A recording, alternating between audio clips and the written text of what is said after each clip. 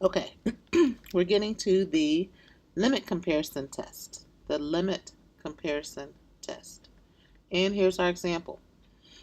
Now I just want to remind you of the requirements for the limit comparison test. The first is that you have your terms of a series that are non-negative. The second is that the ratio of the terms converges to a positive finite limit.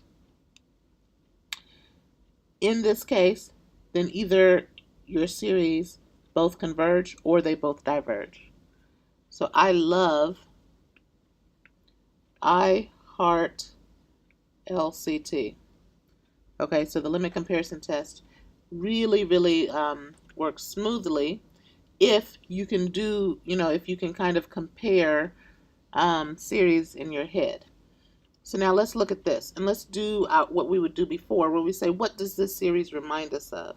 So looking at this series, 1 over 3n squared minus 4n plus 5. When n is really big, right? When n is really big, this is just going to look like 1 over 3n squared. Do you see that? So when n is really big,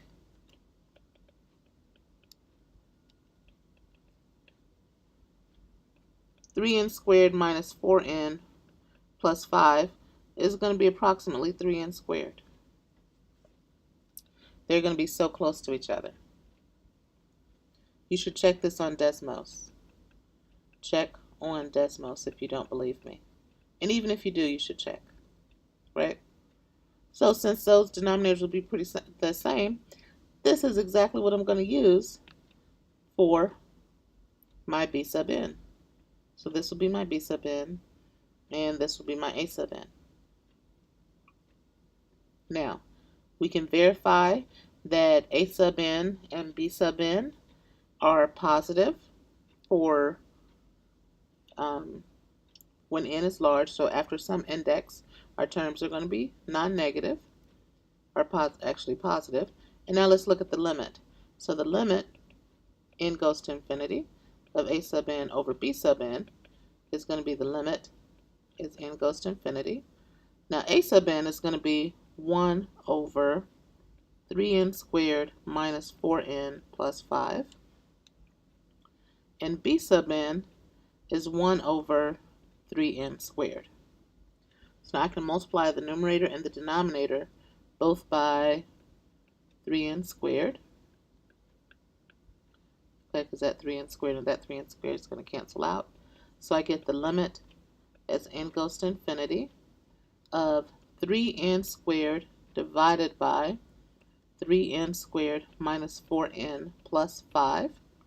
And now, at this point, this is an indeterminate limit, so you can use L'Hopital's rule, or you can simply divide everything by 3n squared, actually. Divide by 3n squared. I think I just kind of added an extra step and undid the extra step, but that's okay. So I'll get 1 in the numerator, and then 1 minus 4 over 3n plus 5 over 3n squared. Now what the limit is, n is going to infinity. Now, this term is going to go to 0.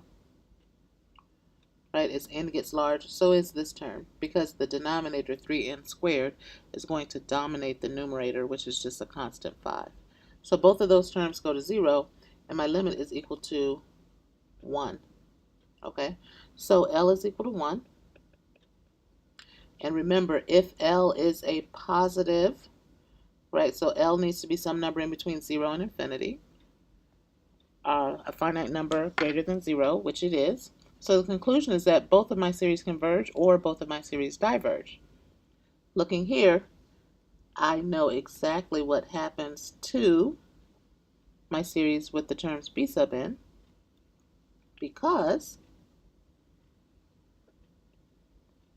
1 over 3n squared, that's the same as 1 over 3 times the series 1 over n squared. And this is a p-series with p equals 2. So this is going to converge, right? So since this p-series converges, then 1/3 times the p-series converges. So my initial series is going to converge. And by the limit comparison test, that means that my original series converges too. So we'll say it converges by LCT with 1/3 3n squared. And that's it.